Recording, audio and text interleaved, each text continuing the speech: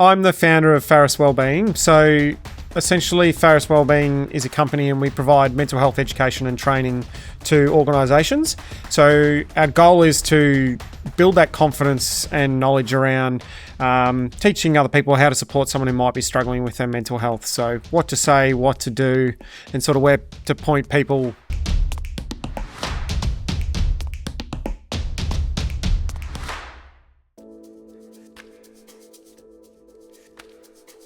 Where it all, I guess, started and how we sort of moved into this space is years ago I was supporting someone who was struggling with their own mental health, and at the time I didn't really know what to say, what to do, how to go about it. You know, I was just trying to wing it, really, just trying to figure it out. And at the time I remember it was really scary for me and it was really scary for the other person as well. And looking back then, you know, if I'd have had some of the skills and knowledge that I have now, it wouldn't have fixed everything, but it absolutely would have helped. So that's kind of the why around the business, is we're really passionate around giving people just that confidence to help guide them to have the conversations, really. So that's kind of how it all started for us and for me as well.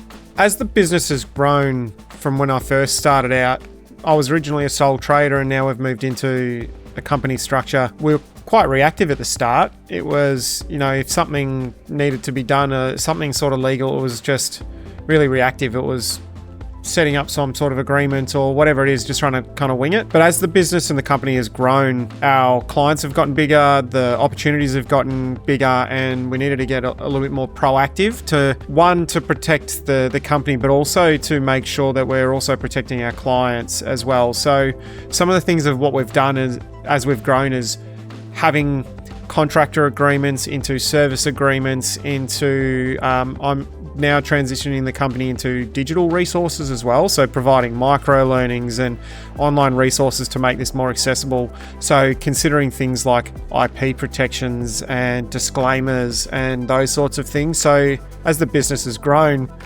we've needed a little bit more complexity around the legal side of things to not only protect us, but also to make it fair and reasonable for our clients as well. And it's because our business is all based around integrity and respect. So that's kind of a little bit about where the journey started to kind of then what we kind of needed to get help with Lawpath as well. I think the most valuable part of Lawpath's support for us has been access. So not only, I'd say two things, access, but also knowledge, and specific knowledge around my industry and the complexities of my business, which is a little unique because we're talking about mental health training, right? And then transitioning to digital resources on top of that from a face-to-face service-based business. So one's definitely been access, having access to knowledge, access to quick turnarounds around getting agreements and having consultations, and it doesn't have to be face to face. It can be from my home office to where Samantha is. So access has been a big one, and that fast turnaround for sure. But then the second thing's definitely been the knowledge and the industry kind of knowledge. So as I mentioned, we were transitioning to digital resources, and as an example, I was looking at IP and disclaimers and distribution agreements, and having Samantha, she's like, yep, got experience in that and got a lot of experience. And then having her help create some of these documents, then have me think about certain things that I hadn't thought about, was super helpful at the time. And then having that relationship, she had the understanding of the business as well, which also helps, so I don't have to explain the business every single time. That's been great too. One example where Lawpath really came through was, as I mentioned, the business has grown, so opportunities have gotten bigger, and there was a significant opportunity with a long-standing client of mine for a big project. And we needed an agreement, an in-depth agreement that not only protected my business, but was also fair and reasonable for the client and the way we work around building in their fairness. And so we had built the agreement, but they'd come back with some questions around specific cancellation terms and a few other things. And so where Lawpath was able to come through was really providing that specific knowledge to help come back to me to, I guess, fine-tune that agreement and fine-tune those specific sections to make it more fair and to work through the wording. And the turnaround was quite fast to have those sort of amendments. And so that was great because that was a significant project for my business that's continued to allow my business to grow. So I went back for further comments, further communications, quick turnarounds to have that amended, to then have that through to our client. They were really happy with that. We got that signed, and now we're running a huge project across the entire east coast of Australia. So, that was something that was able to be done, and through the help of Samantha to, already have that knowledge and understanding of the ins and outs of what we need in the agreement, but to also make it fair as well for both parties was something huge, and it's been significant to help support my business for sure.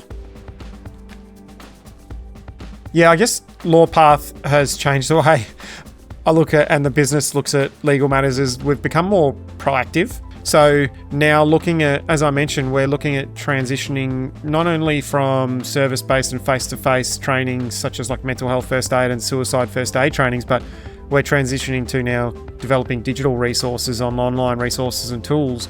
And so now it's allowed me to be a little bit more proactive to think about, okay, we're developing these tools, so what are some of the legal things we're going to need to consider so we're less reactive? So, okay, we're going to need to think about potential for IP and distribution agreements and disclaimers and those sorts of protections that I probably wouldn't have thought about prior or earlier on in the company, or before I started sort of linking with Lawpath. So I'd say it's moved more away from reactive to proactive and helping with those digital resources, and then providing that access while still not making it overly complicated as well, because I'm good at running a business, as in I'm good at running a training business and mental health training, and that's my wheelhouse. Legal's not my wheelhouse. And so having that's sort of changed my day-to-day approach looking ahead. Education and training is our core of the business, and I think it will remain that way for the near future. Where I see it going is, I mentioned the digital space, but it's creating those digital mental health resources around providing confidence in conversations. So I mentioned before things like micro learning and further digital resources to, one, allow this education and training to become more accessible, because a lot of the industries I work in are Aussie and blue collar industries, and some of my industries are the farming and the rural spaces, and not everyone can attend face-to-face. So we're transitioning more into the digital space to make it more accessible. So where Lawpath will come into that is, I'm looking into distribution partnerships for some of this micro-learning and e-learning and online resources.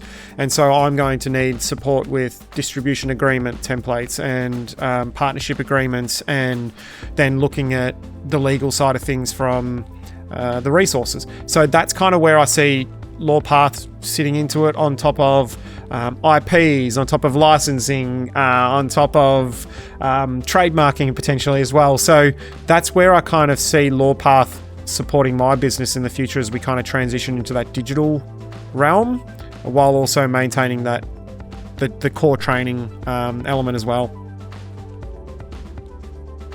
Yeah, I'd probably say the advice I'd give to any sort of small business or any company still in the sort of early years is, don't wait for things to go wrong.